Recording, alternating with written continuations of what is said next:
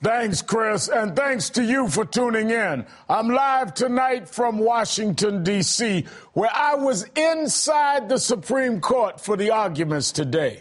Tonight's lead, Supreme Showdown. Today, the court heard the most serious challenge to the Voting Rights Act of 1965. And in the middle of this legal drama, with major constitutional questions at stake, conservative Justice Antonin Scalia made a statement that cut through everything else. Scalia said the law represents a, quote, perpetuation of racial entitlement. Sitting there in the court, those words were shocking. A Supreme Court justice of the United States saying the Voting Rights Act is a perpetuation of racial entitlement? Lyndon Johnson signed the law in 1965 to prevent racial discrimination, to stop the poll taxes, literacy tests, and violence then rampant across Jim Crow South. Section 5 of the law requires 9 states, mostly in the South, to get federal permission before changing their voting procedures. This provision has stopped unfair voting changes, like districts redrawn to minimize the vote of African Americans.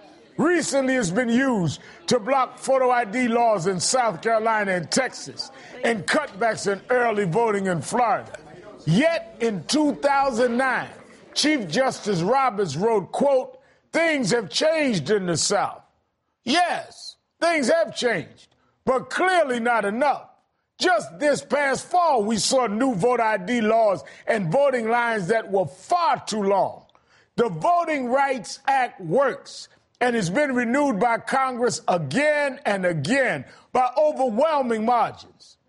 Pulitzer Prize-winning Supreme Court reporter Linda Greenhouse writes that if the court strikes down this part of the Voting Rights Act, it would be, quote, a truly radical move, a march off a cliff of the court's own making, something that is unprecedented.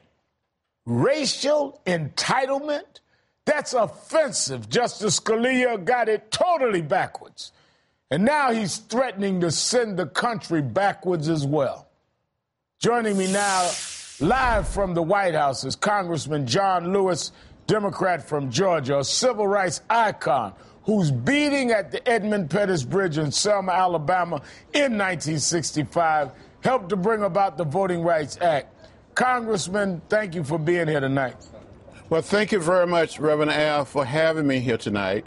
I'm so pleased to be here after being in the chamber of the Supreme Court today and going over to see the statue of Rosa Parks unveiled.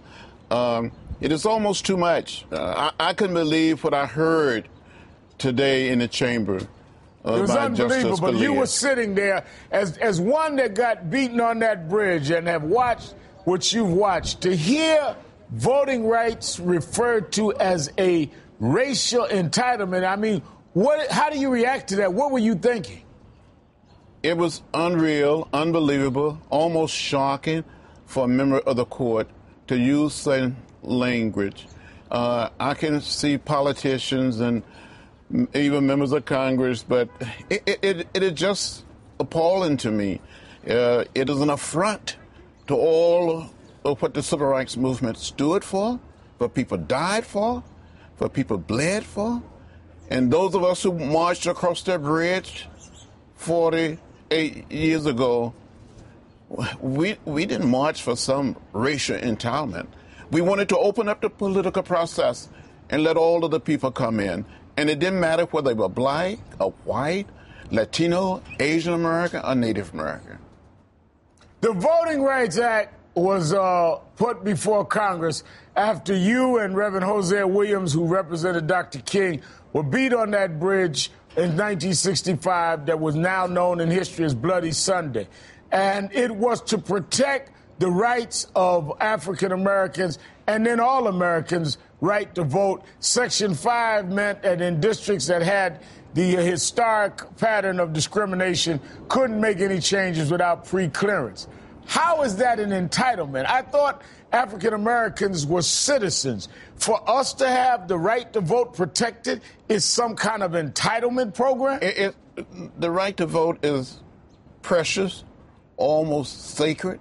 It is the most powerful nonviolent instrument that we have in a democratic society. And if the courts come to that point where they declare this Section 5 of the Voting Rights Act unconstitutional, it would be a dagger in the heart of the democratic process. It would be a dagger in the whole process of opening up our democracy and letting all of our people come in.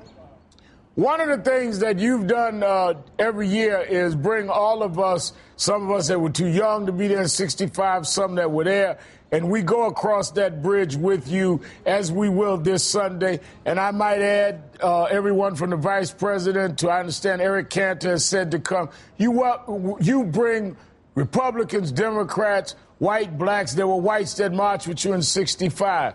Do you think that the language we heard today will sit well with the American people, no matter what their racial background and no matter what their political background? Don't most Americans agree we need the right to vote protected? I think the great majority of the people of our country truly believe, that all of us have the right, that our right to vote, to cast an open and free vote, to be protected by the law of the land.